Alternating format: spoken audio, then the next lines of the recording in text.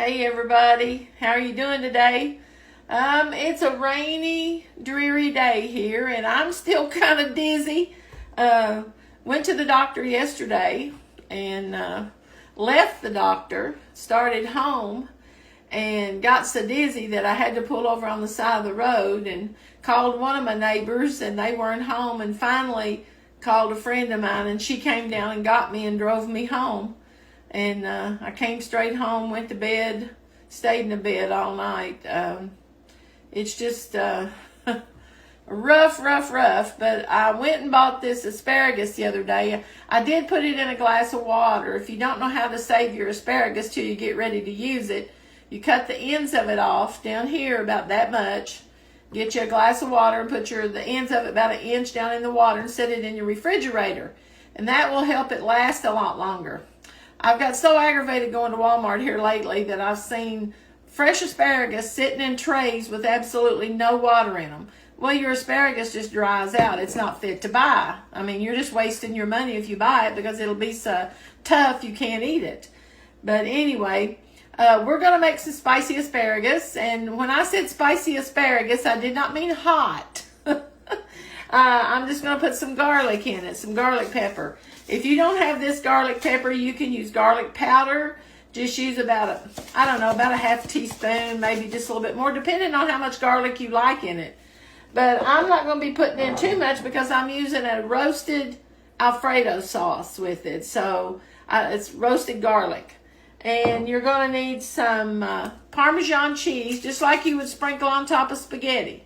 This works good. This doesn't call for any fancy ingredients or ingredients that are real hard to find. And you're also going to need some green onions. You can use regular onions, but green onions are much better. I mean, you have to really chop the regular onions small, mince them really small. But these work really good. And this is one bunch. If you like more, you can add 2 bunches. It's just whatever you like, your preference. Most time I add a little more, but I've just got one bunch of asparagus, so I'm not going to do that. And I've got my thing right here, so I can kind of, and I've got used back as far as I can to try to be able to get more of my area in. It's hard for me to do. My kitchen's small. It's just not real big. There's just not a lot of places you can, put your stuff. Do y'all like my glasses, my red glasses? I hesitated. I went to the eye doctor the other day. Look at those. Aren't they cute? I've never had a pair of glasses that didn't have nose pads. And I have been having so much trouble with getting glasses that I don't really like these, but I got them just to try them to see if they would do better for me when I'm driving. Kind of gives me more vision. My little glasses are small, so it's hard to see all those sometimes. And they've got bifocals in them so I can read. But these don't have bifocals. These are just plain Janes. But anyway, guess what we are today? Guess what today is? We're one day closer to Jesus coming. I hope you're ready. If there's ever a time in this world that people need Jesus, it's now. I mean, I have never seen, if you don't believe that Bible is real and you think it's a book of myths, then get it out and read it, folks. But of course, you're not going to understand a lot of it, but because God gives the scripture, He gives you the wisdom of scripture, so we don't get it on our own. We're not that smart. But anyway, this day and time, we're not even smart enough to follow the rules in it, and to know that God puts them there for our protection. And if you don't believe He does, look what's happening around us. When you take God out of everything and you absolve people of responsibilities, discipline, structure, and things like that, God is the one that determined we needed structure and rules to live. Who was the Einstein that thought we didn't? Well, that ought to tell you, the devil. If you don't think the devil's not running a lot of things in this nation right now, you're crazy. You talk about this stuff that happened in Texas just the other day, and everybody automatically starts blaming the guns. Blame the guns. The gun didn't shoot anybody. The person shot somebody. Why? What was wrong with that person that wasn't wrong 50 years ago? You rarely heard of this 50 years ago. It never happened. And the main thing is about 50 years ago, they took prayer out of schools. They started taking God out of everything, you know, and if that didn't work, we started remaking what God says, you know. The Bible says there will be false prophets. Well, when I was younger, I couldn't imagine what that meant, you know, when I was a young Christian, but I do now. Over half the preachers standing in the pulpits preach a lie because they have conformed to the world. They've let the world infiltrate their heart, and they no longer want to do what God says. They want to do what the crowd says. That's not going to work, folks. It's not going to work. God's not going to have it. He's not going to have it. If he judged Sodom and Gomorrah, he's going to judge America. You can bank on it. You can bank on it. When we start doing all these things, when we start killing babies in the womb, and now even up to 30 days after they're born. That's horrible. We're not humans anymore. We're animals. We're worse than animals to do that. We think that God's made a mistake. He made these people and they don't know whether they're boys or girls. That's ludicrous. God is love. Love, love, love everything. You all don't know what the meaning of the word love means, according to God. It means if you love people, you become a servant to them. You have a servant's heart. It's not all about me. But the culture now is, what makes me feel better? What can I do for me? It's me, me, me. And you've taught your children to be me, me, me. And whenever they grow up and they get the first thing that makes them mad, that they don't like, what do? What you've taught them to do. They go out and hurt somebody or try to do something evil. And we have a generation today that bring children into the world and they won't grow up and they won't stay married to their spouse and raise their children. Now, I know there's situations that you can't stay in a marriage. I understand that. I know that. But today, 9/10 of the people won't even get married. They live together. And they bring children into the world. Everything our country is doing is so ungodly. You can't live ungodly 24/7 and expect God to bless a nation. It won't happen. It just won't happen. But people are just, it blows my mind. And someone say, well, I don't really believe in abortion, but I'll go ahead and vote for that person that makes those laws that lets them do it. You are deceived, folks. You are deceived if you think that's going to fly. God knows exactly if your allegiance is to him or a political party. You better make sure who your allegiance is to. Mine is to God. And yes, I may be a little outspoken. You may not like me, and that's fine. There's going to be a lot of people not like me, but Jesus said, count it joy. Count it joy when you suffer because of me. You know, don't be worried what people think about you, because they're going to think what they want to anyway. But just look at this COVID stuff. How easy it was to get people to conform to what they wanted. Some of us didn't. But a lot of you did. You ran out and got that shot scared to death. Scared to death. I got news for you. If God wasn't ready for you to die, you wasn't going to. I'm not saying go out and do stupid stuff. God expects us to use our brain. Use our brain. And pay attention to what he says. If you trust God, you trust God. Now, that's my sermon today. If you don't know Jesus, you better get to know Jesus. Because I'm telling you, I promise you, by the authority of that Bible right in there, Jesus is fixing to come. And the age of grace is winding down. There's going to come a day that there won't be any more grace. There won't be anybody else get saved. You better make sure you know Jesus. Not know about him. You better make sure you know him. and do what it takes to live for him. Doesn't mean you'll be perfect. Doesn't mean you'll be sinless. See, this is what the world thinks. The world thinks that because we say we're Christians that we don't ever mess up, we don't ever... No, that's not it. But God knows our heart. He knows if we're striving every day to please him. He knows that. And he knows if you're not.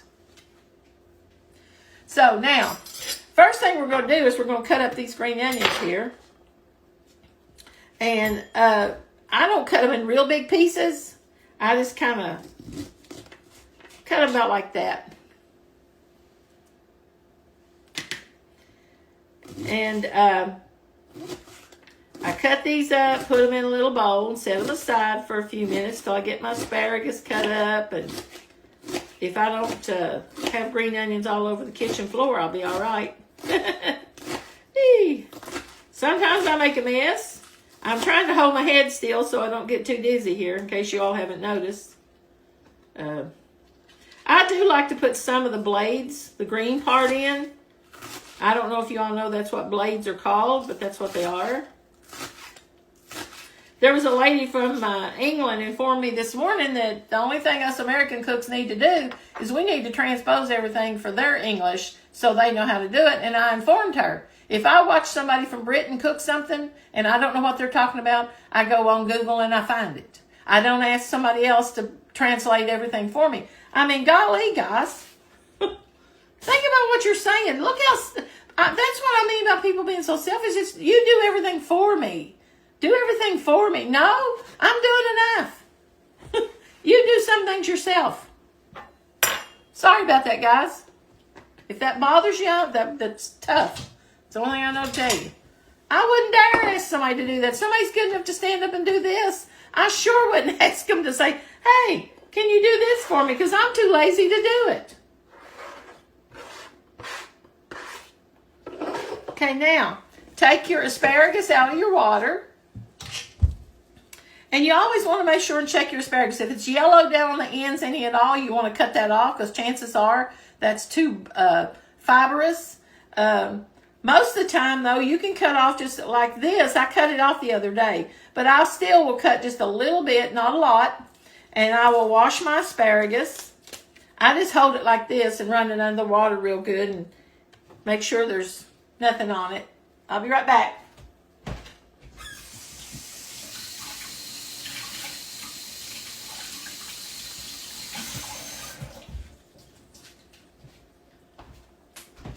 Okay, now I'm going to cut the end of one of mine. That one right there seems, yeah, mine I don't think needs trimmed any because I just trimmed mine about a day or so ago. But what I'm going to do is I'm going to turn them around this way. I'm going to turn the spears this way. And I'm going to cut them off first. I cut them in sections. I cut this in 3 pieces. And if you don't want to cut yours, you don't have to.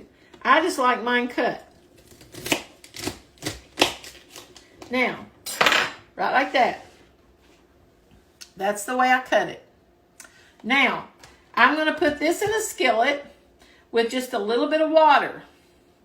And I'm going to saute it for about 7 or 8 minutes to kind of get it just a little bit tender. And then I will put my other ingredients in with it. I will be right back. Okay, I'm going to put just a little bit of oil, about a tablespoon of oil.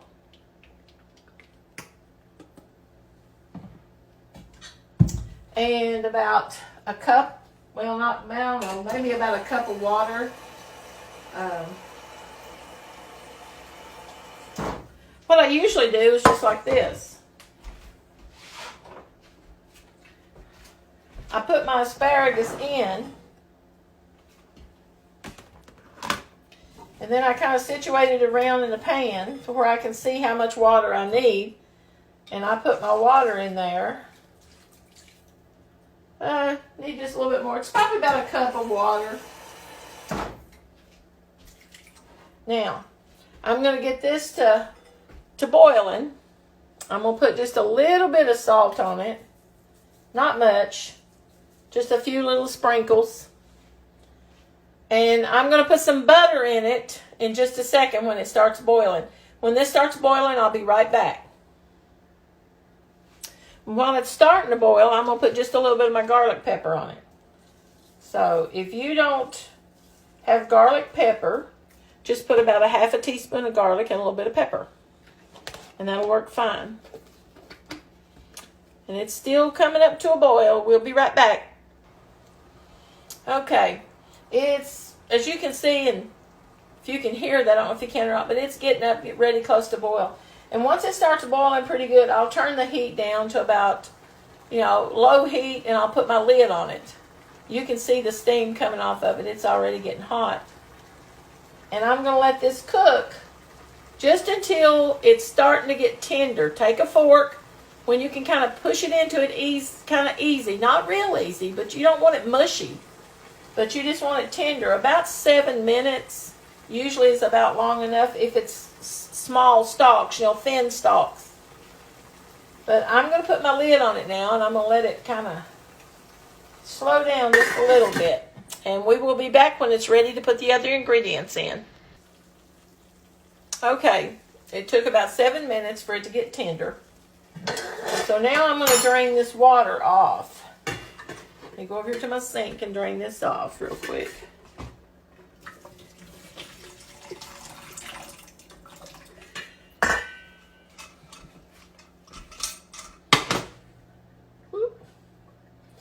Now, sorry guys, turned my head too fast.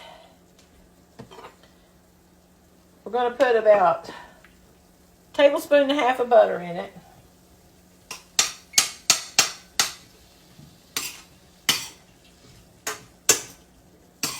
Kind of mix it around.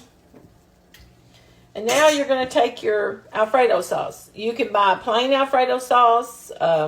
You can make your own white sauce if you want to make it. It's not hard. A little butter, flour, milk, garlic, whatever. And salt, pepper, make it. A little bit of cheese. But sometimes the easy route is okay. Now I'm going to use about a half a jar of this. You can use as much as you want. I'll just kind of see how it looks and splatter it all over me usually. And this is enough for me. If you're going to add a bunch of other things in, you can add more sauce. Then I'm going to put my green onions in. My timer's going off.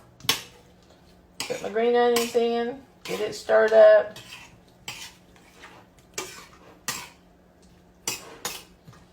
I'm going to turn the heat back up just a little bit until I get this kind of rolling again.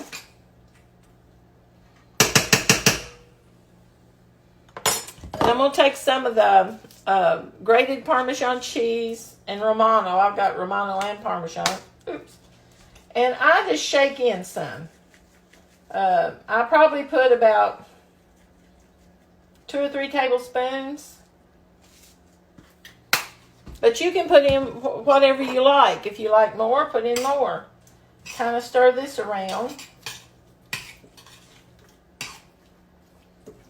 And if you like a little more pepper, I usually add a little more pepper to it.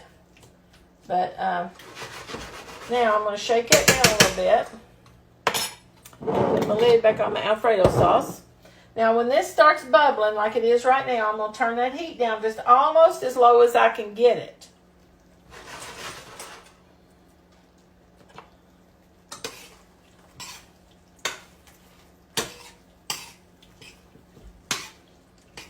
And I want to let this simmer for a few minutes, 3 or 4 minutes, not too much, because you don't want to get your asparagus too soft. But I'm going to turn that heat down as low as I can get it. You just barely want it warm. And then after it's simmered for about 3 or 4 minutes, then it's ready to eat. We'll be right back. And here you go, guys. There's you some yummy, creamy, spicy asparagus. So I hope you try the asparagus and let me know what you think about it. If you like asparagus, you'll like this probably. If you don't like asparagus, you probably won't.